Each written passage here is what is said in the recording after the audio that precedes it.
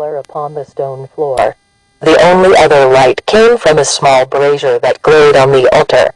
The most high priest of Barovia continued with his task until his old eyes could no longer see clearly. Finally, annoyed at the necessary interruption, he placed the amulet aside and lit enough candles so that he could continue.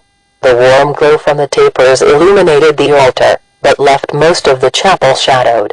No longer a place for holy symbols and rites, the low wooden altar had been transformed into a workman's bench and was cluttered with tools for delicate metal work, small hammers, tongs, a smooth-faced jeweler's anvil, wax lumps for molds. The white-haired priest lit the last candle and hurried back to the amulet. It was a demanding master, its plaintive call for completion hammered at his brain. The most high priest had been crafting the amulet for many weeks now, working with a feverish intensity that had not let him rest as he neared the task's completion. Yet he was not tired. Energy seemed to course through his veins even as it guided his clumsy, unschooled hands. The amulet was making itself. His gnarled fingers were but the tools. Part of him felt guilty. He was neglecting his duties as priest and comforter to a frightened people. The intensity of the goblin attacks was increasing, but the Most High Priest sent his assistant to administer rites for the growing number of dead. The voice of the amulet reassured him that he had been assigned a greater task. He was forging more than a piece of jewelry, it told him. The amulet was to be a weapon the likes of which this sorry world had never seen. The enemy it was being crafted to fight was far worse than the goblins, an enemy who had yet to darken Barovia. The Most High Priest paused, his hands trembling from the strain, and rubbed his bloodshot eyes before resuming the task. Following the instructions in his head, he had blended two old things to create this new one. The crystal was the gift of the earth. The platinum in which he had set the quartz was likewise ancient, although his fingers marked the precious metal with runes of love rather than violence. The pendant was shaped like a sunburst, and when the stone was placed in the center, it was as full of light and beauty as a miniature sun. Carefully, the old priest carved the last rune. He blinked the sweat out of his eyes and examined his handiwork. There was one more thing he had to do. He draped the platinum pendant about his neck, tucking it into his robes so that it would not be seen. He patted his pouch to reassure himself that the letter he had written several days before was still there, and smiled slightly.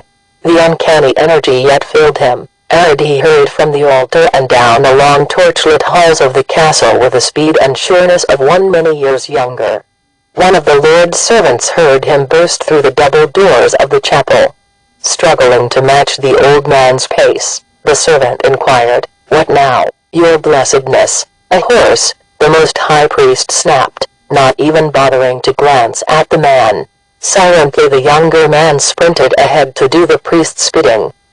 The master of the castle had left for war. He had told the servants that his blessedness was to be obeyed in all things. Swift though the servant was, the priest paced nervously outside the castle's beautifully carved doors for several minutes before a stable boy brought him his steed. The Most High Priest practically leaped into the saddle before he yanked his mount's head sharply around and clattered out of the courtyard. He was going to the circle to complete the divine end.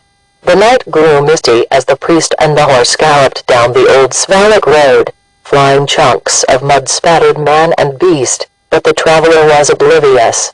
He urged the animal on to greater speed at the prompting of the amulet. Impatiently he abandoned the road and took to the Svalak woods. He did not know a shortcut, but the amulet did. At last, he reached his destination, a circle of large stones just outside the limits of the village of Barovia.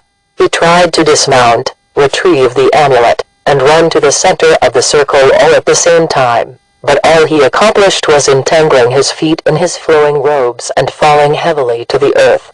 "This old body can't give much more," he thought grimly as he rose. He sank down in the heart of the stone circle next to a large, flat rock, and laid the amulet down reverently. "The final blessing," he thought, "and ere is done." The young novice found the priest in the same spot late the next morning. The face of the Most High Priest was peaceful and curiously enlined in death, gray tips curved in a faint, sweet smile. One hand held the sunburst pendant, the other, a note. The young man, his eyes full of tears, had to blink several times before he could read the last words the priest had written. Here is the God's gift to a troubled land. Use it well and with reverence, but pass the secret only from priest to priest. The family of the ravens shall descend, and this is to be the holy symbol of their kind. Its power is kin to that of the sun, light and warmth.